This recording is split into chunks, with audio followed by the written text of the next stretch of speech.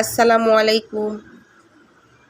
বিগত কয়েকদিন ধরে মানে মোবাইলে নিউজ ফিডে বা যে কোনো সংবাদ মাধ্যমে সংবাদ দেখতে গেলেই চোখের সামনে আসতেছে যে বাংলাদেশে হাম এবং রুবেলা এই রোগটা অনেক ছড়ায় যেতেছে, আর বিশেষ করে শিশুদের হইতেছে এইগুলা। তো আমার ঘরেও 2টা বাচ্চা আছে আলহামদুলিল্লাহ, এখনও মোটামুটি সুস্থ। তবে ইয়ালিফের 2 দিন ধরে অনেক জ্বর।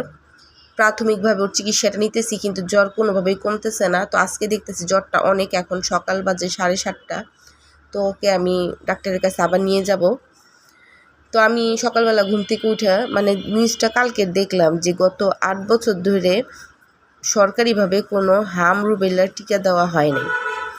তো গত 8 বছর ধরে যে হাম রুবেলার টিকা দেওয়া হয়নি, আমার আলিফের বয়স 7 বছর চলতেছে, আর আমার ছোট ছেলেটা ইয়াফি, ওর বয়স হয়েছে 2 বছরে পড়ছে, 2 বছর চলতেছে। তো এই 8 বছরের আওতায় আমার 2 সন্তান পড়ে। তো আমি সকালবেলা উঠে যে টিকা কার্ডগুলো খোঁজাখুঁজি করে বাই করছি যে ওদের কি হাম রুবেলার টিকাটা দেওয়া হয়েছে। তো এই যে দেখেন, এইটা সম্ভবত, এই কার্ডটা সম্ভবত ইয়াফির। এই যে দেখেন হাম ও রুবেলা, এই যে দেখেন সিগনেচার করা ওদের। এই যে 4র্থ ও 5ম এই ডোজটা নেওয়া হয়েছে। আর আমি কিন্তু সচেতনভাবে আমার 2 সন্তানকে সবগুলো টিকা দিছি। এই যে দেখেন তার প্রমাণ, সবগুলো টিকা আমি দিছি।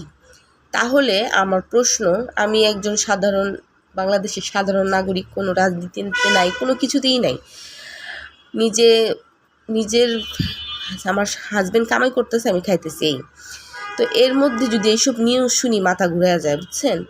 কারণ আমরা বাইচেছি সন্তানের জন্য, আল্লাহ পাক দিছে 2টা সন্তান, এদেরকে মানুষ করব কিভাবে, এই নিয়েই আমাদের আশা, সামনে এগিয়ে যাওয়ার আশা। তো এই যে বললো হাম ও রুবেলার টিকাটা গত 8 বছর ধরে দেওয়া হয়নি, এই 8 বছরের মধ্যে যে এই যে টিকাটা দেওয়া এখানে লেখা, তাহলে এই বাচ্চাদেরকে আমরা সরকারিভাবে টিকাটা পাওয়া হয়েছে, এটা কী টিকা? এটা আমার প্রশ্ন। এটা কী টিকা? এটা যে ইয়াফির 2 বছর আগের কার্ড, 2 বছর রানিংয়ে চলতেছে, ডেটটা এখানে দেওয়াই আছে। আর এটা হচ্ছে ইয়ালিফের, এই যে দেখেন ইয়ালিফেরও হাম এবং রুবেলার প্রথম দ্বিতীয় ডোজ, এই যে 4র্থ 5মবারের মতো ওরও দেওয়া। তা ওর বয়স 7 বছর চলতেছে। তো ওরও কিন্তু এই 8 বছরের আওতার মধ্যে ওরও পড়ে। তা আমার প্রশ্ন যে এই টিকাটা সরকারিভাবে যখন দেওয়া হয় নাই, তাহলে এইখানে যে দিল এই ডোজগুলো, এটা কিসের ডোজ দিল?